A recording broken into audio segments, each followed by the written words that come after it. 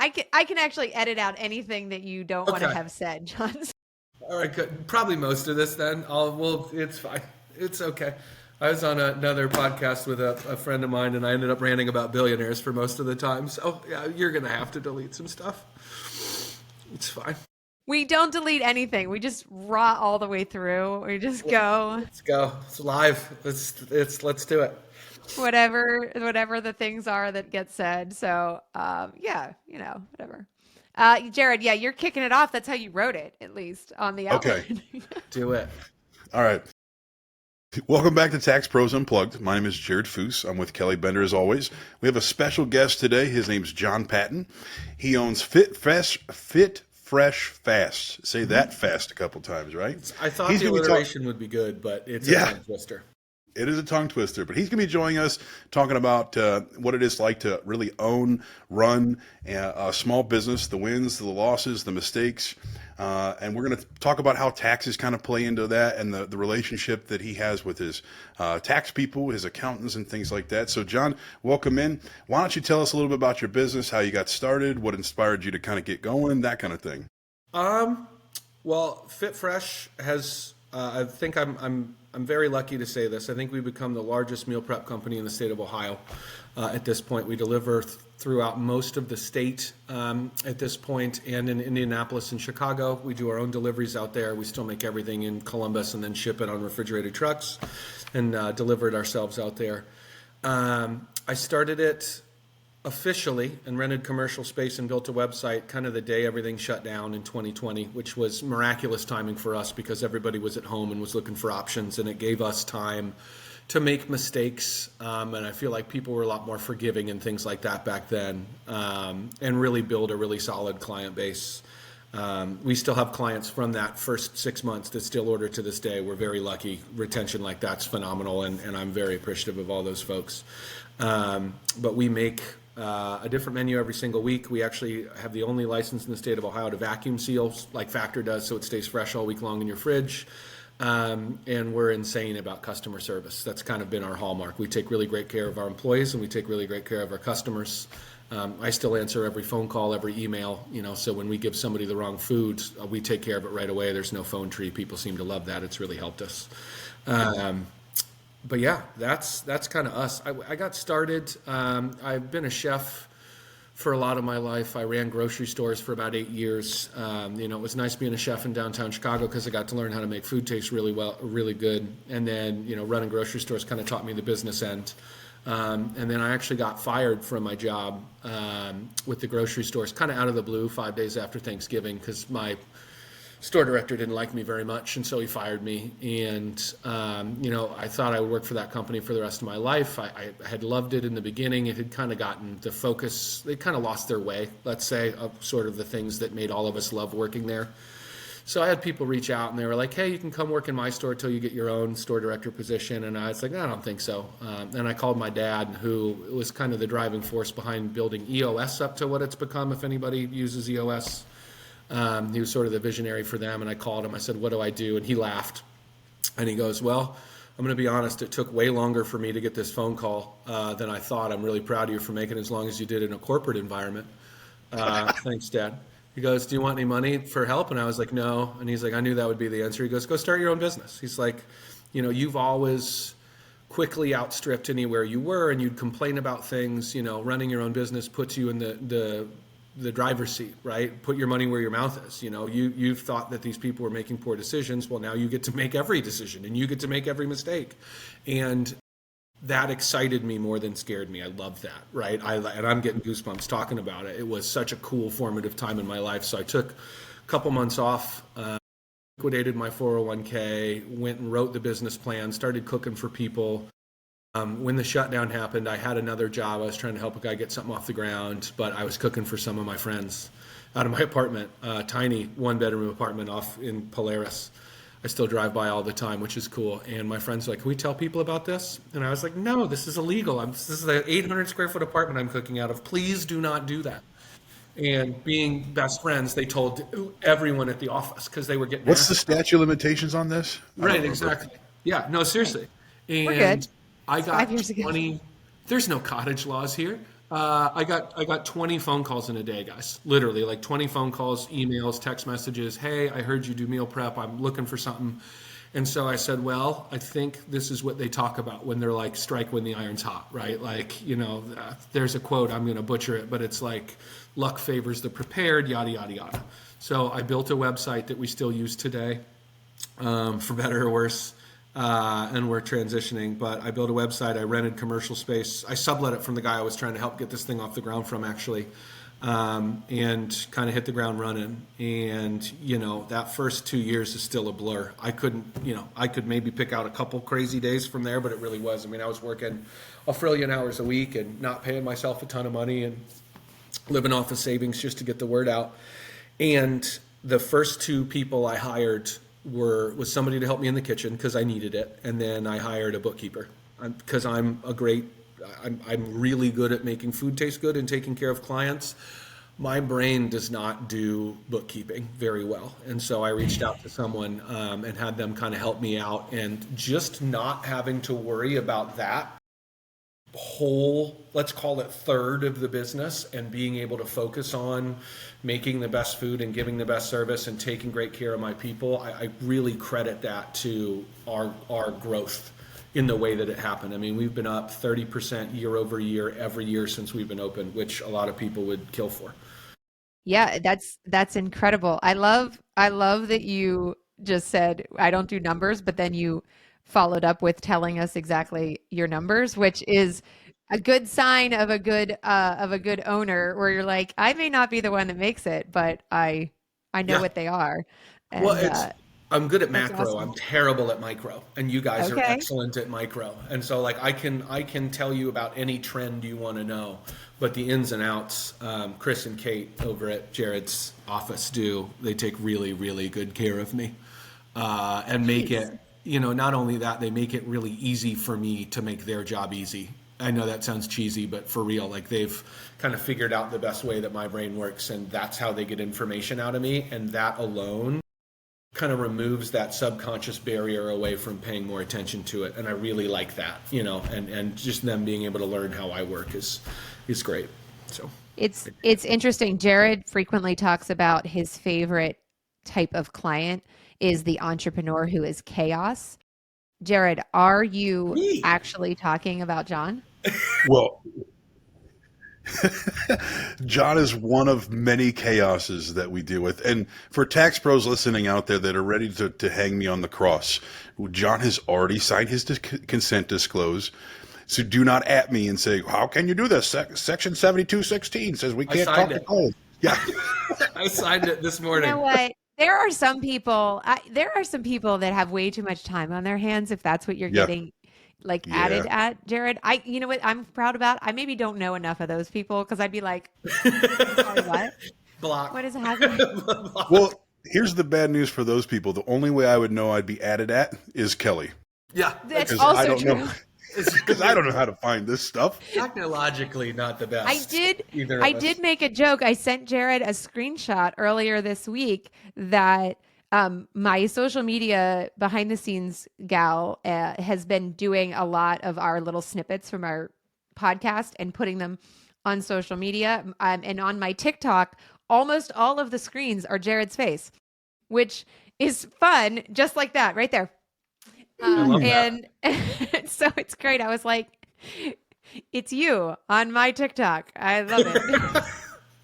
I need to get a And TikTok. I'm thinking, I know I downloaded TikTok, but I don't really know how to use it still. I know Don't how to do it. It's a repost trap. stuff that Kelly He does. reposts. He's good there. He knows how to Okay. repost. That's Don't just get two sucked buttons. in. I figured that part out.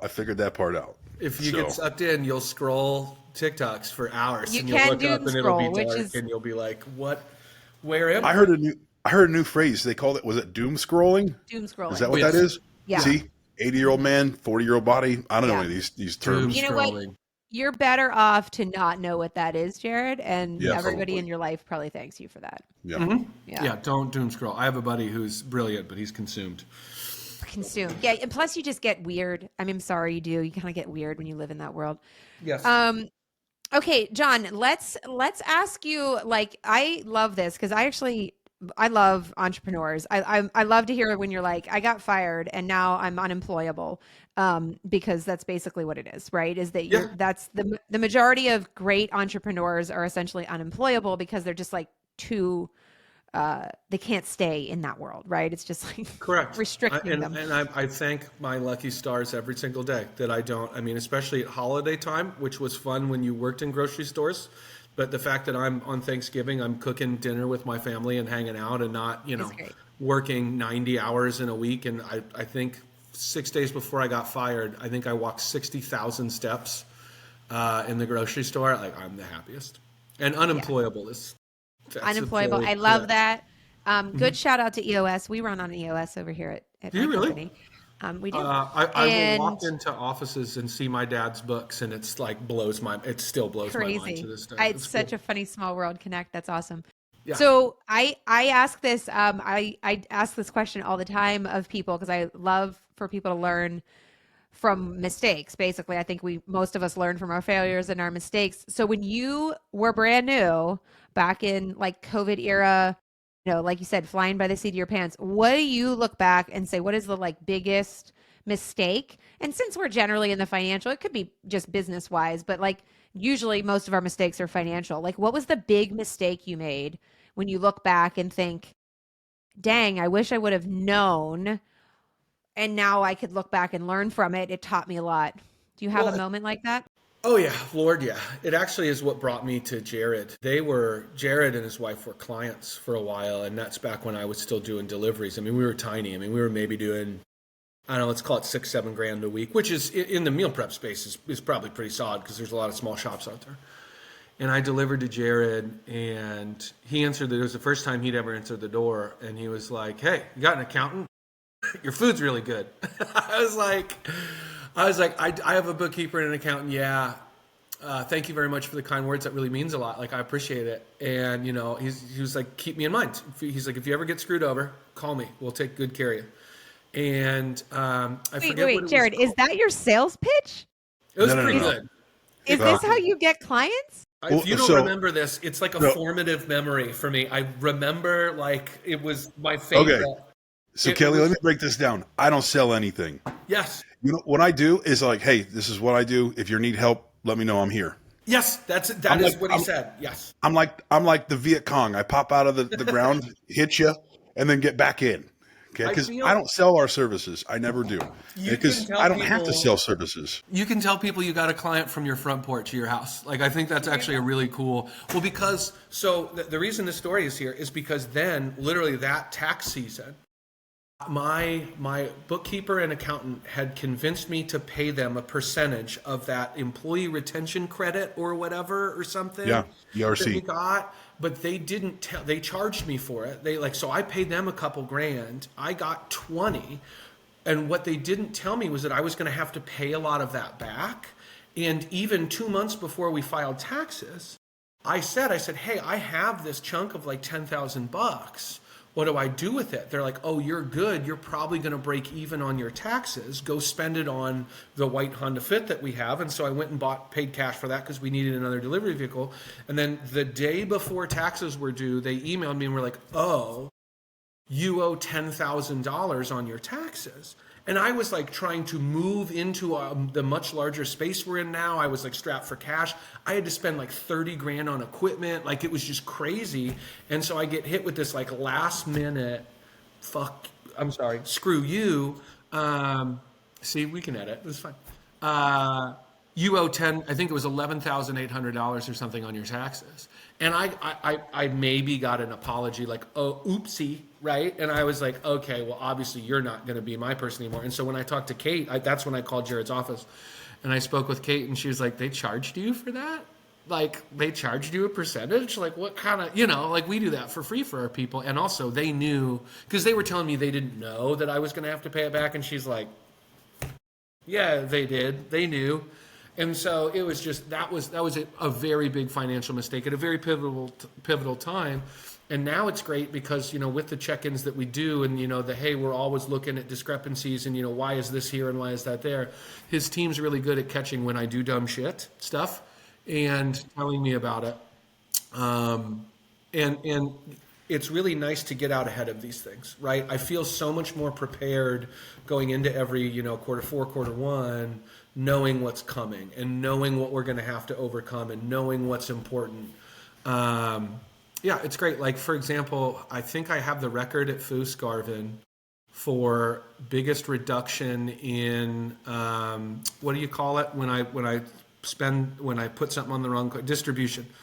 We went from 272,000 one year, I think, to like 7 or something crazy, or 20,000 or something. Like, I'm up on the Kate's wall of like a most improved person. So We got him a ribbon and everything.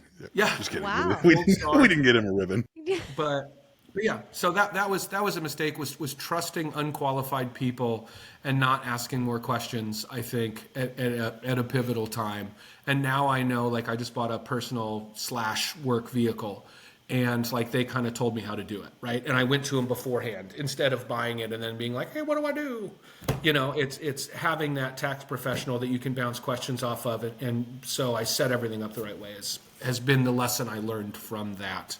We're so fiasco. proud of you too. Good job. Yeah. Thank you. I love when clients like listen to us. It's Yeah. so Chris lovely. Chris likes me a lot now. He went from being like, who is this jabroni, to thank you for your help. Which I deserved all of it Did beforehand. I say I don't even know what does that word mean? What's Jabroni? Well, you didn't watch The Rock, aka Dwayne Johnson, back in the early 2000s in WWF. That's okay. A jabroni is just a blanket derogatory term for someone that Dwayne Johnson doesn't like, essentially, is what we're I saying. actually debated whether saying that was like, I was like, oh crap, is this like, am I saying not- something bad? I think I'm pretty cognizant of what's culturally acceptable. Like, I pay really close attention to it, and I think jabroni is still okay. I could be wrong. That one's okay. If the internet comes for us, I apologize, but jabroni Now we're is- canceled. I mean, I don't know. Like, and there's lots of things that I don't know, as Jared has told you, that I Yeah, sure. have lived in an ulterior universe where I'm unsure of most cultural references. When you guys Well, the funny started thing this is- podcast, did you think that the words Dwayne "The Rock" Johnson would ever be brought up, or? No. I mean, She's- I'm not sure that there was a lot. Like, if you obviously know Jared. You don't know me well, but I'm move fast. I think I sent Jared a text and I was like, hey, you want to do a podcast? And he was like, yeah. And that was it. Done. I think That that was was it. that was the conversation All great things. That's how they always start. I mean, and seriously. the planning. Yeah. Yep. Planning like, for my cool. business was 3 weeks in my friend's house in St. Louis. Like, I have a bunch of buddies that lived in a house together, and I just went down there for 3 weeks and hung out. And, I traveled a little bit, but it was just me cooking for them and putting spreadsheets together 2, 3, 4, 5, 6 times and having people double check them. I mean, off the cuff is the way to go. People think, how many wonderful businesses do you think never materialized because people overanalyzed it and second and third and fourth guessed themselves? We too talk about much? that all the time, John. Just do It's it. one of those things that feel like you're paralyzed. What do I say? You're paralyzed Paralysis by analysis. Yeah. Yeah. Yes. Paralysis by analysis. Yeah. Well, John, one of the things, I'll jump into my next question. One of the things that's really funny about Kelly and I, we're very, very similar in our outlook and how we run business and how we run our practices, but we can't really be any more opposite. I can't tell you what goes with beige, but Kelly knows exactly what goes with beige. Aesthetically, she's like, I got this outfit, it's perfect, and here I am wearing a Yoda shirt. Okay? So, but I want to ask this question, and I know the answer to it, but Kelly doesn't, and it's one of those things that we discussed. How often do you meet with your tax person, your accountant, and what do those meetings look like? What do they consist of? What do you guys talk about? What types of stuff? So I'm going to be honest. My answer to the first part is not as much as I should. And I feel like, I'm an elder millennial, I believe is where I fall. And I look like a boomer, but I fall in the elder millennial thing. And I Come feel closer like to your microphone, though, John. Come forward back to Oh, us. sorry. I'm firmly in the elder millennial camp. But I feel like we all, not all, but a lot of us were kind of raised with this weird self-conscious desire or fear of annoying people, even if it's a tax professional that we pay thousands of dollars to literally be there for us and have meetings and direct us. And so I should meet with you guys. I mean, honestly, once a month, once every 2 months, something just to talk about things, just because I'm very fast and off the cuff with what I do with business. And I don't use you guys as much as I should. I mean, your office is a beautiful 25-minute drive from my house. Super easy. I actually go for that drive a lot, and I need to pop in more than I do, because right now it's probably twice a year. And it should be, like I said, at least minimum once a quarter, I think is probably smart, for as much moving and shaking as we do, and as accommodating as you guys are. And when we do sit down, I literally, on the drive home, I'm like, damn, I learned some shit today. And I know it sounds cheesy, but it's true. It's like I learn stuff every time I get in front of Chris or Kate or Jared or whatever. And I need to utilize you guys more, and I need to get over the fact that, like, I'm not bothering you. It's literally your job, and you actually enjoy doing it. And it makes your job easier when you teach me stuff. So, like, it really is a win-win.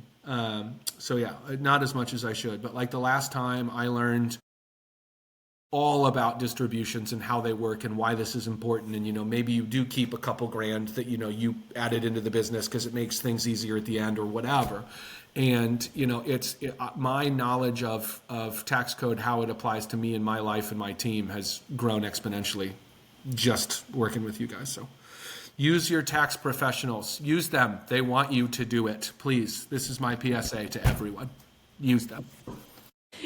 We do Nice. love that. We do love, I think, and that was beautiful, because I appreciate that you're lifting Jared up, because sometimes he needs to be like uplifted, and his ego struggles sometimes. So he He needs you does. to, like, Yeah. tell him how good he is. He's insecure and he doesn't. Right. Yes. Yeah. So Absolutely. I appreciate that he set you up so well for that question, to make sure that, Well, it was my idea, to be fair, but also his team is going to it murder was. me for giving him compliments on video. Like, I'm going to go in and they're going to be like, "Can you not? We're working on this, and I need it to not be worse." Yeah. So, Well, you guys are giving me crap right now, but most of the time I'm self-deprecating all the time, same, and I same. and I will tell you up front. I've said this to Kelly. I've said this to other people. When people try to compliment me, I feel really weird about it. Yeah, I'm Amy like, Bronson, yeah, like don't I, perceive me, please. I don't know how to tell people when they give me a compliment to, like, make them feel weird that they gave me a compliment, Yeah. or awkward. But I've been working on that. Bro, just blurt out. What works for me is I just blurt out "thank you very much" and try not to blush too much, and then that seems to be good. That seems to, like, get me through the interaction. So yeah, Yeah, it's I don't want. I want to live a humble life, man. I don't want to be recognized, known. It goes back to that advert stuff. I want to retreat back into my little cave and never be seen yes. again. Well, and I will say it In is 5 years, cool. when you're 85. Yes, Yeah, it's true. good point. It's true. I will say it is cool. It never gets old. And I like blush, and I like literally start like bouncing back and forth on my feet because I'm ADHD as heck. But like being in the wild, and somebody's like, "Hey, what do you do?" Or "Hey, where are you from?" If we're at like an event, and I'm like, "Oh, I own Fit Fresh." And like when somebody's like, "Hey, I've heard of that," I'm like, you know what I mean? What? Like that is the cool. You're like, "Oh, sweet." Or somebody's like, "Hey, I order your food." That's always a really cool.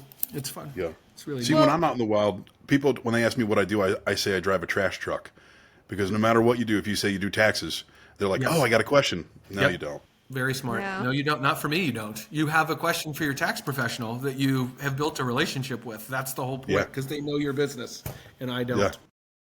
Sorry, Kelly, go ahead. But they will still ask. Uh-huh. So, like you mentioned, which I love that you're being really transparent, John, because I think that so many times, and this is where I struggle in just the tax only world, is that I think I look at myself as an entrepreneur first who happens to do taxes. And so I feel like I understand the entrepreneur really well. Like when you were saying these things, and I struggle with other accountants and tax professionals because they get so rigid. Like, well, this person isn't, they don't come enough, and they messed up. And I love that you were like, look, I probably could actually get more from seeing Jared, but I'm also running hot and just running my business. But I hear there, if I'm right, that behind the scenes, you feel like you're empowered to run because your foundation thanks to Jared and his team and having like sound bookkeeping support behind you and financial statements is 100%. there.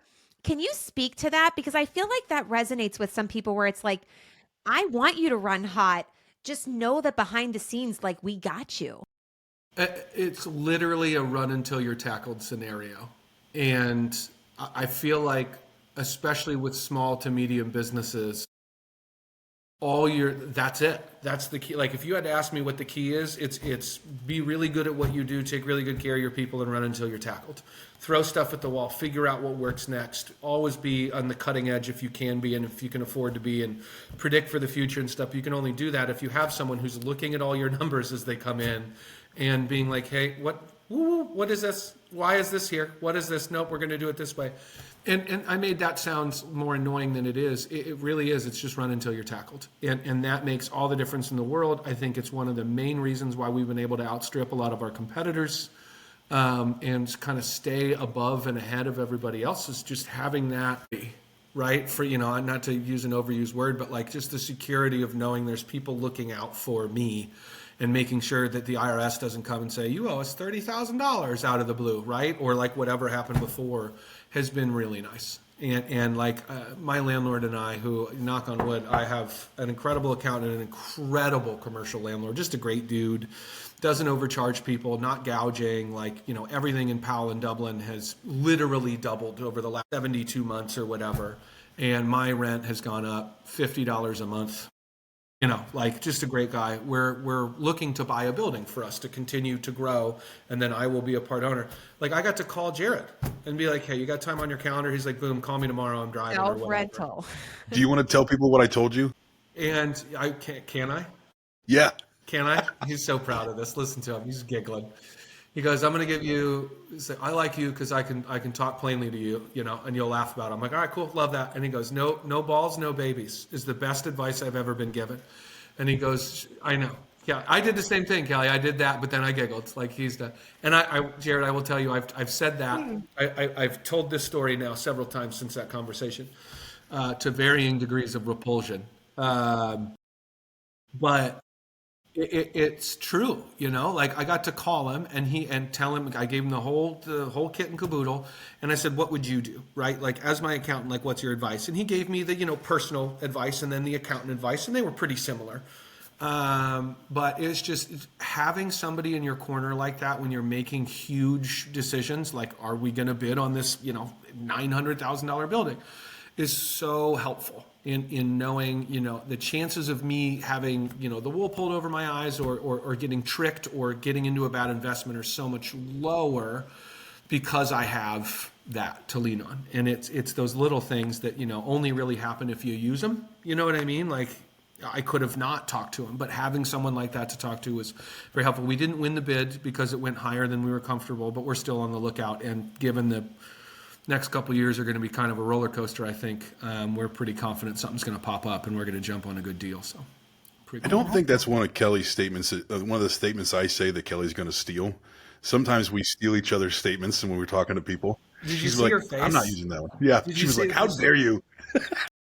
It was so good too. It was like, because it was just so like immediate, and that's, yeah, But I did the but same I thing. probably he's probably right. I probably will because I am a good shock factor because Yeah. sometimes I say things that nobody is expecting me to say and I don't really fit that mold. And then I'm highly sarcastic, so I also sit with whatever I said and I wait for everybody to be like, You just say, "Wait, "Gosh, what?" did she just say that? Is she serious? What?" And they're like literally looking around. I'm like, "It's okay, you can laugh. Like take yourself less serious." Yeah, it's okay to laugh, y'all. Well, and that's because it perfectly sums it up, right? Like, especially that situation, that phrase was great. It's like, is this an enormous gamble? Yes. Is it also going to pay off like crazy in 10 years? Absolutely. So, no, it was cool. It's nice to have someone like that I can just, and I think I shot you a text and you answered me within an hour. You were just like, hey, I'm really busy right now. Let's talk tomorrow. Give me details. And that Well, is invaluable.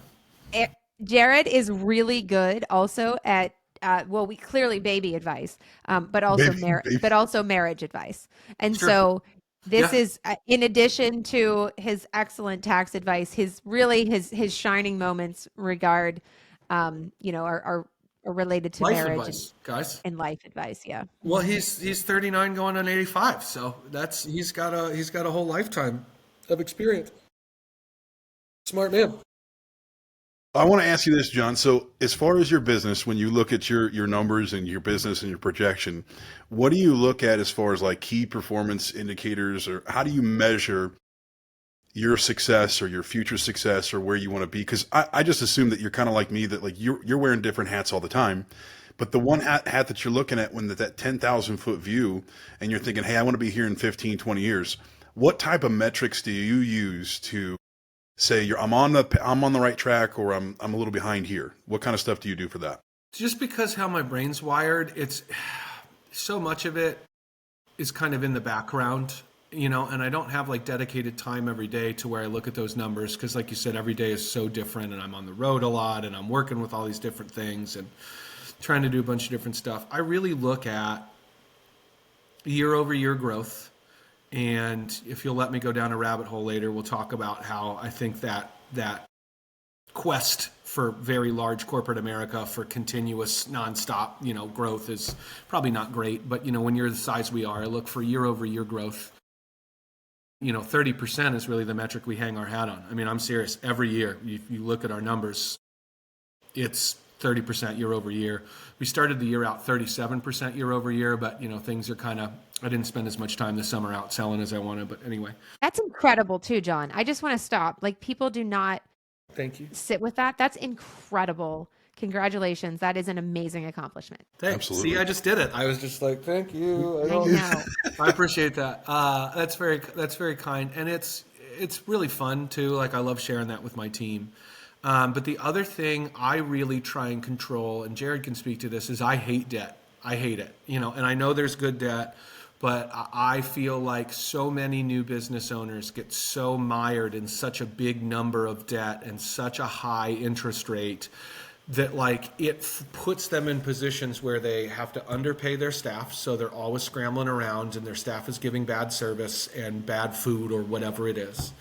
And I feel like they have to price themselves out of a lot of potential clients. That drives me crazy. I mean, I am a maniac about keeping our prices low, and everyone tells me, you need to raise your prices. I'm like, no, I don't, because we have people that can't afford it if I raise my prices, and I love our clients, and I like that you don't have to be worth $1 million to order our meal prep, right? But I kind of weigh debt versus increase, right? And kind of incrementally paying myself a little bit more every year. Those are kind of the three factors as I plan. And, Jared and I had a long talk about what we eventually want to do with the business. And I think the goal over the next 5, 6, 7, 8 years is to get to where we're doing about $8 million a year, and then entertain selling it to Dwayne "The Rock" Johnson, or the Kels brothers. I would also sell it to. But that's kind of the exit plan, right? And I'm really lucky. Jared clued me into this magical top secret tax code that says if you start a business like I did, without grants and without money and without help, when you go to sell it, you either pay way less taxes or none. So 0. Oh, look at What was it you, you said? It was long-term play. 0.2% or something crazy. Well, and it's always kind of been a long-term play. Like, that's kind of always how I've treated this. Like, I don't have as much money in the market as I should, just because I put all my money towards paying down debt and, and growing the business. And what's the next step, and how do we keep growing, and how do we hit that magical $8 million a year goal? Because, that's when the number that people would offer me for the business is enough for me to take care of everyone that helped me do it. Because I'm big on that. I mean, obviously you guys have listened to me talk about, my crew and stuff. It's enough for me to take care of everybody who helped me make it happen. And then, disappear for a while, and then figure out what the next thing is I want to do, which is maybe nothing. People don't realize, like, when I say when we're out teaching, Kelly and I does the same thing. I tell people, tax professionals, I'm like, you should be talking to your clients about selling their business.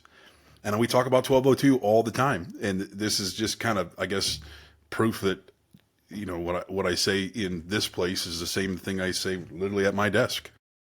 Yeah. Yes, we talk about 1202. I love that, John, because I agree. Jared and I always say, like, because we look at businesses from like a business owner's perspective, so many people don't consider what the exit looks like. And Yeah. then they have poured their life, because most entrepreneurs, just like you, their entire, the vast Identity. majority, I know, yeah, their identity, but everything, their monetary, the wealth also is largely wrapped up inside their small business.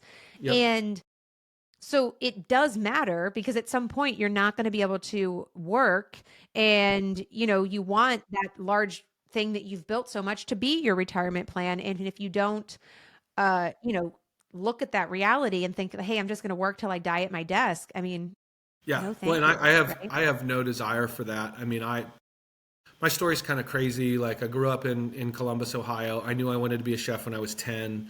The minute I could work, I got a job for the first 6 months at a Target, which was the worst thing ever. And then, I mean, I went immediately to restaurants, like, pizza places and stuff like that, and fell in love and loved it. And, worked 30 hours a week in high school. And then I went to OU for 2 years because my dad made me. And I was like, this is a terrible idea. I hated high school. You think I'm going to like this and I can get drunk and live in a frat house? What are you talking about?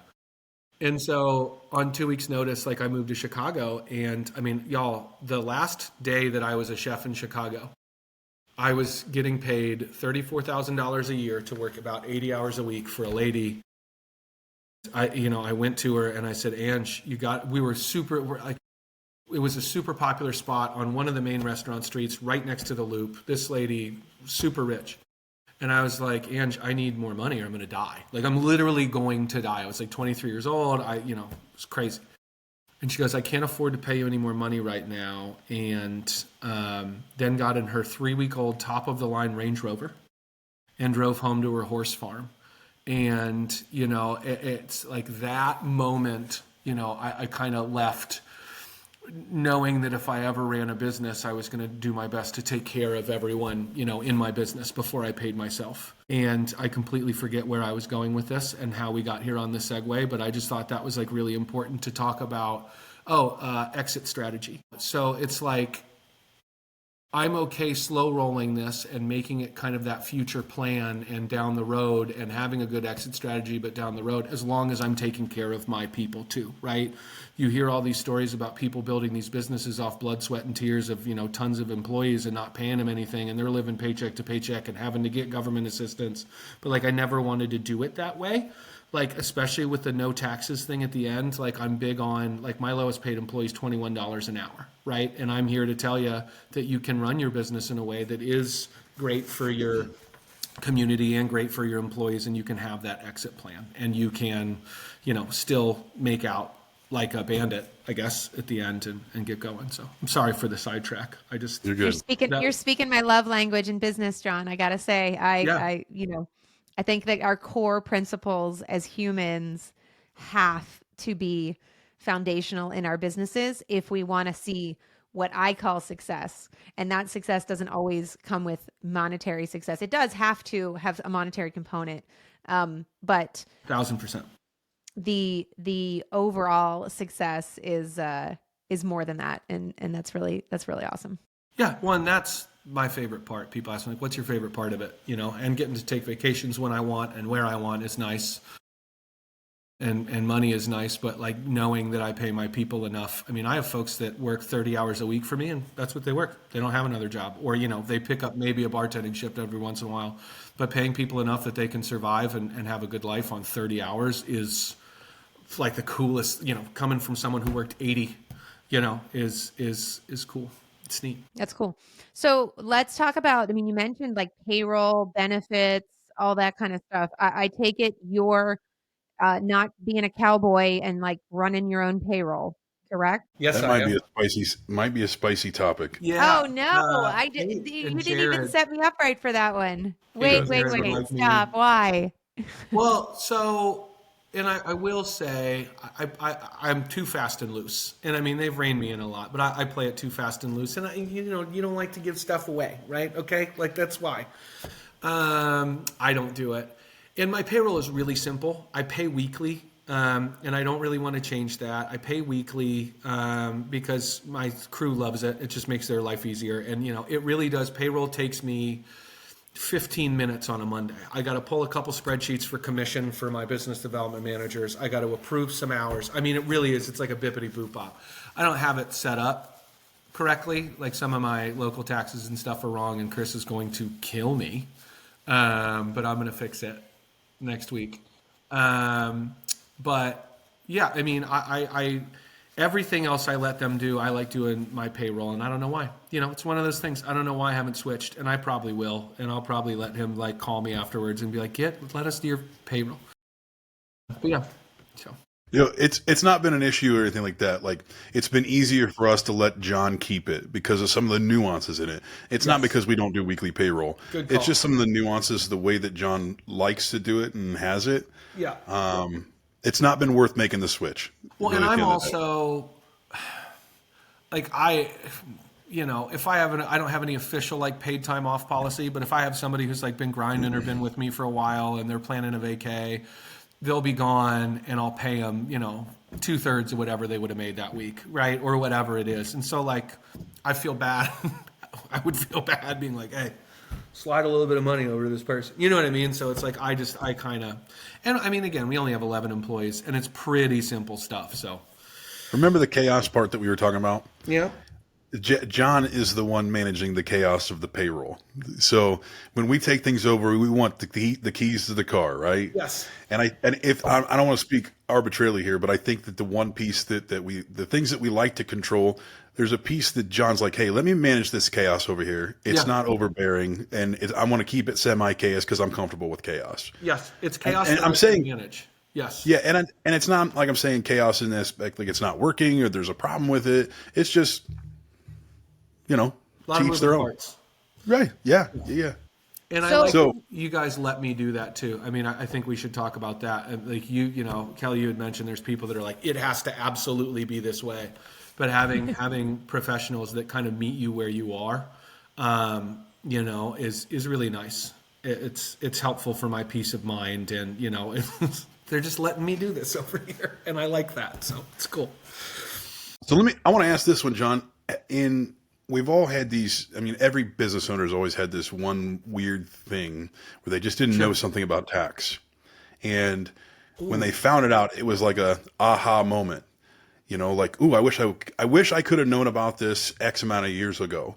Sure. Do you have a tax thing where you didn't know anything about it, but now you do? You're like, wow, I wish I would have known that before. You know the scene from not Arrested Development. You know the show where it's all the rich people that get poor and they all go to it has like Alexis in it. I can't believe I'm blanking on the name of the show. Yes. Schitt's you know Creek. the scene from Yes. Schitt's Creek where he's like, why did you order this $200 face cream? And he's like, it's a tax write-off. It's a tax write-off. I wasn't that bad, but like it's my favorite scene of all time. It's every tax professional when they watch that had to just be screaming at the top of their lungs, like, "Thank you, I feel seen." You'll see.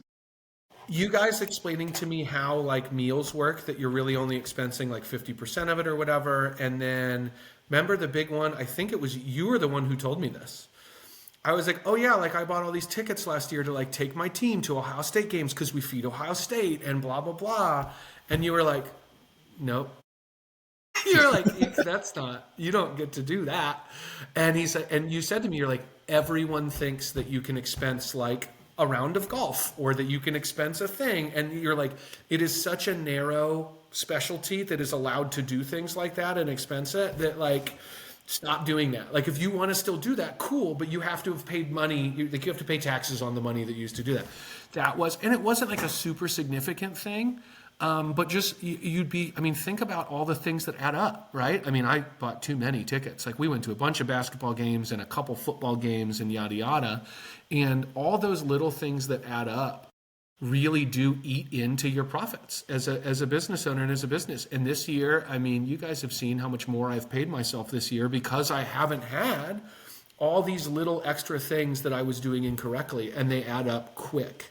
And that's what's so nice about having tax professionals really comb through your stuff on a month-to-month basis is they catch all those little things. Like, why are you putting this on this card?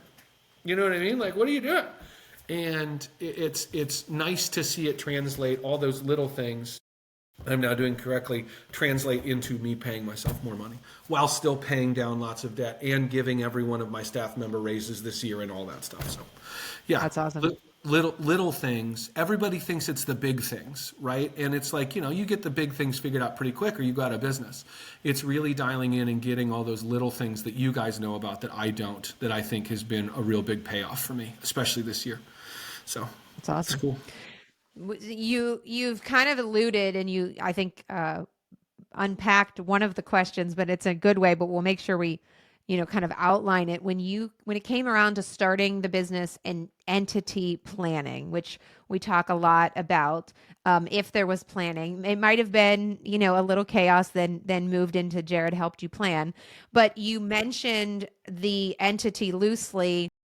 And maybe you want to, talk about that, or Jared can chime in because he was a part of that conversation, why you chose the operational entity that you are currently operating under. And I'm assuming based on conversations, we're talking about a C Corp right now, right?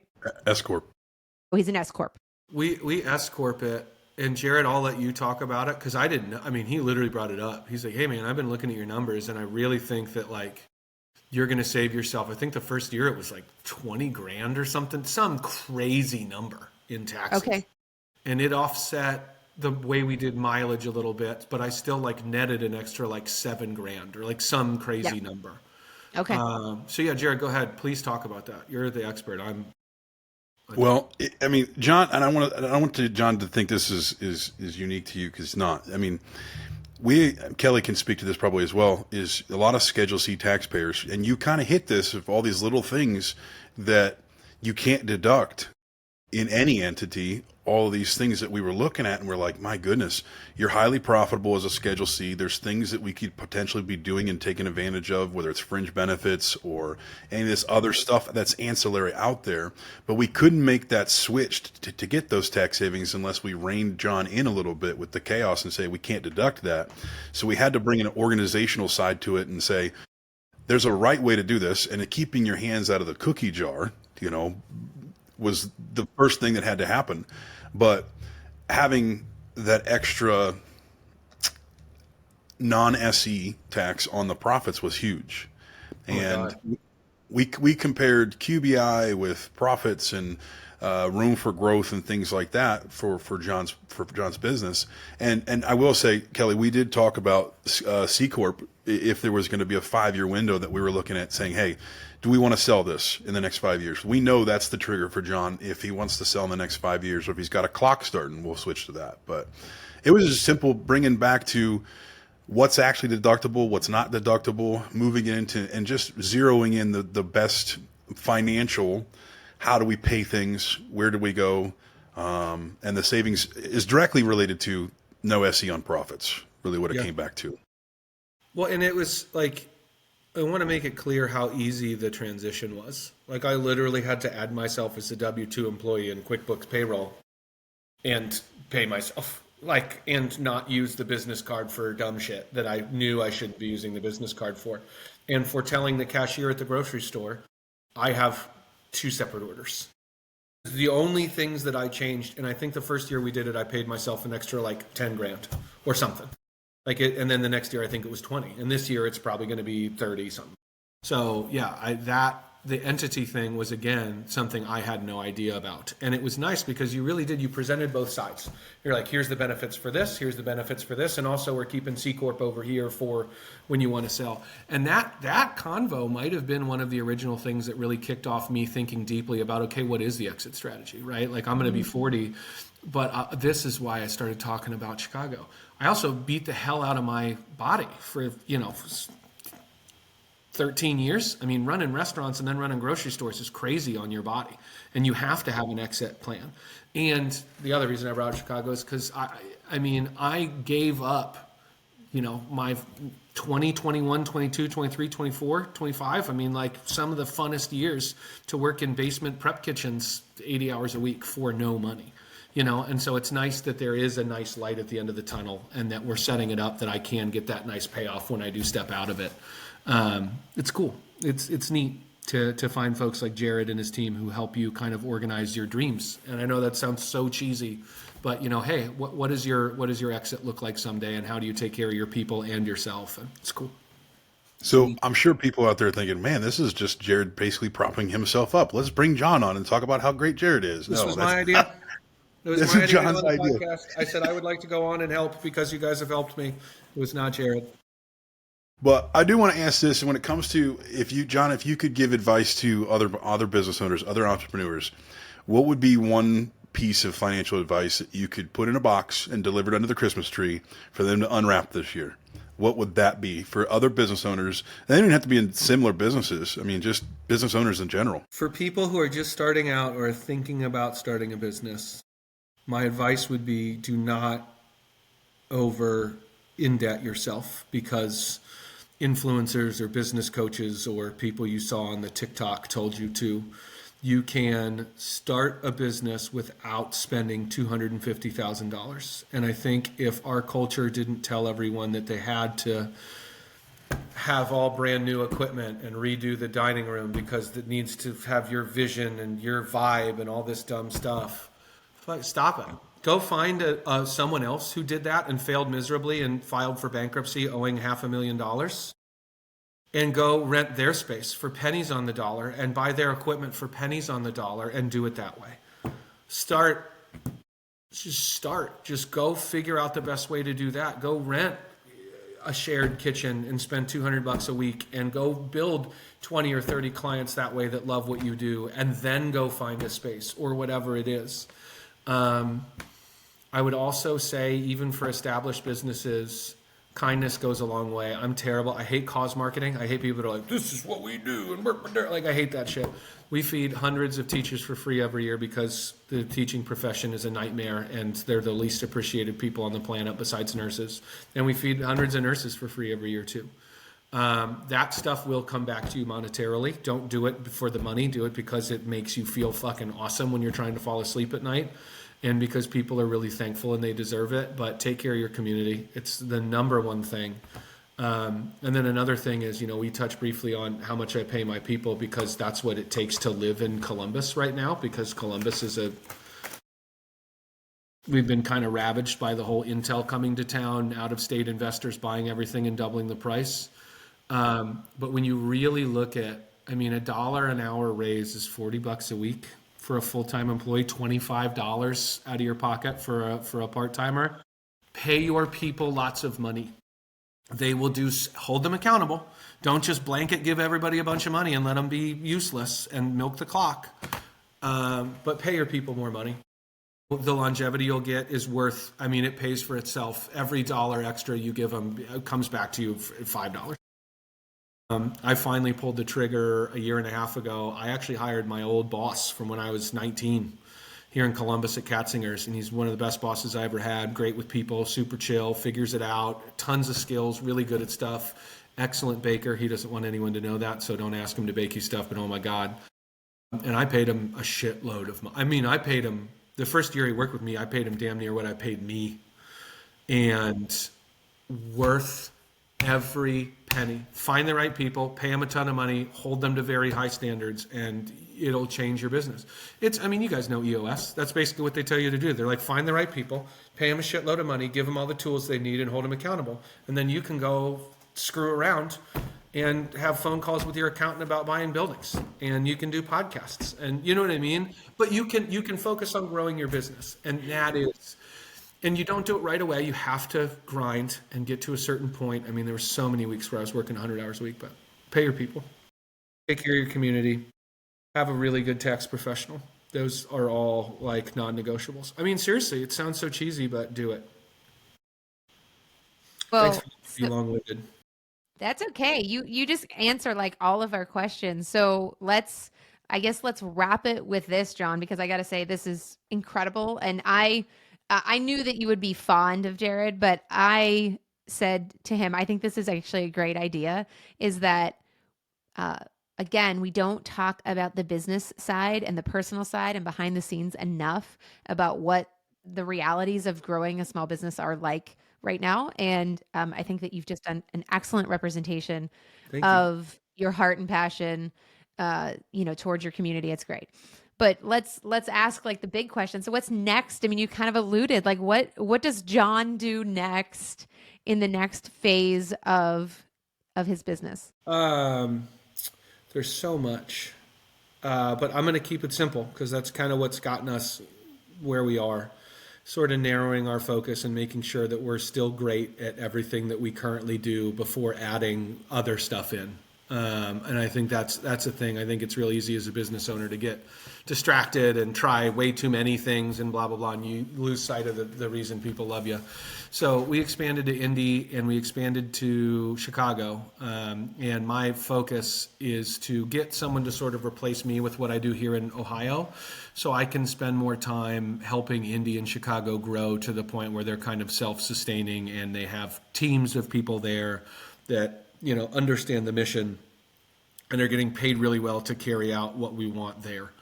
We're doing 60, 70, 80, 90, $100,000, in each of those two markets for the year.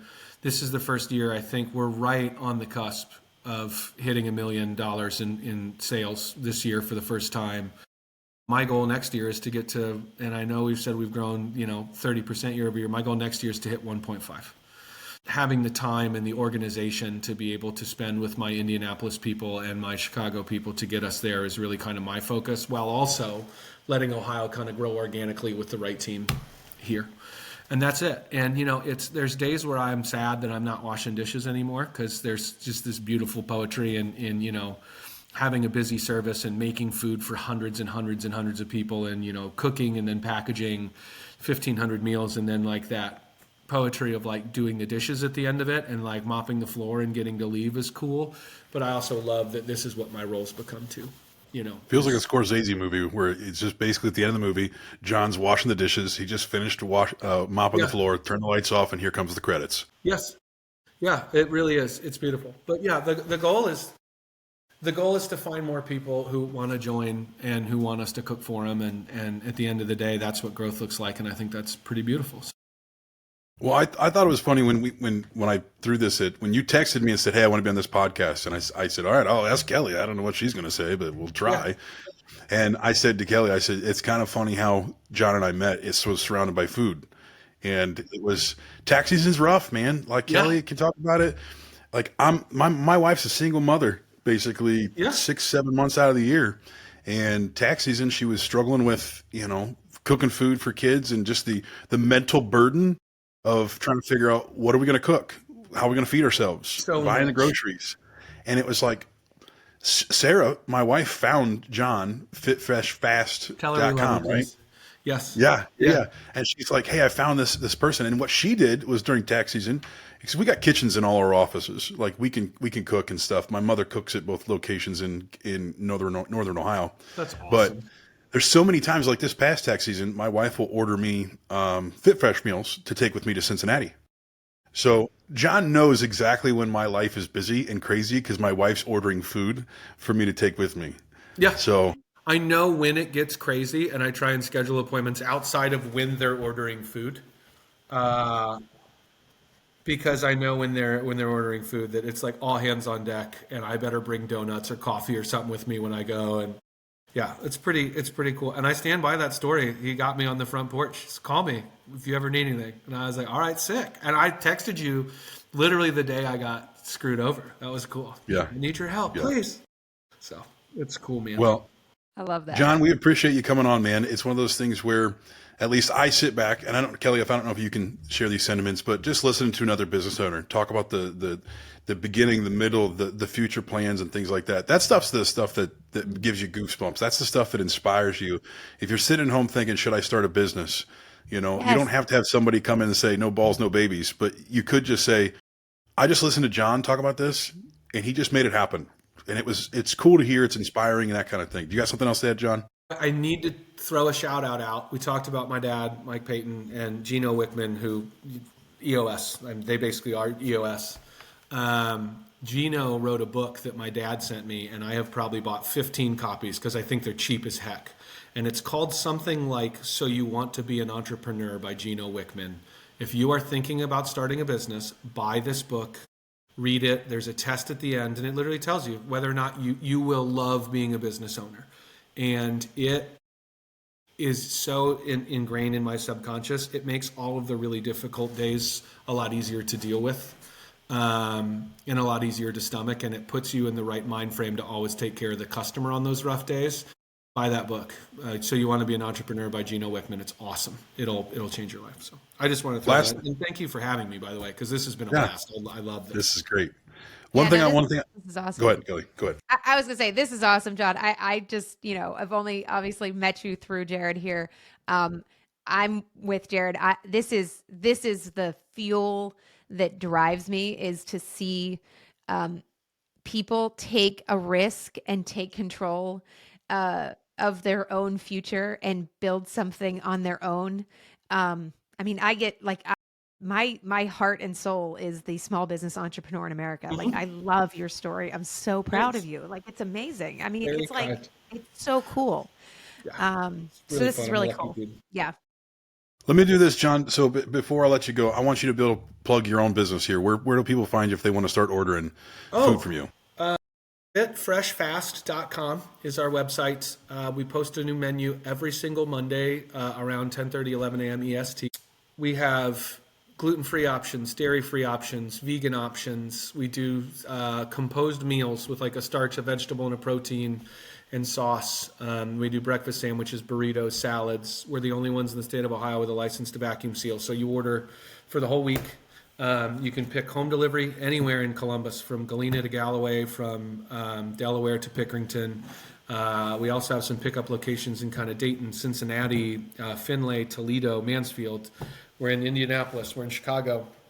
And there's no subscriptions or minimums because those things are terrible. So you only order what you want when you want. You build your cart, you check out, you pick home delivery in a window or a pickup location. When we put it in the fridge, you get an email. When we put it in a pickup location fridge, you get an email. You go pick it up at your convenience.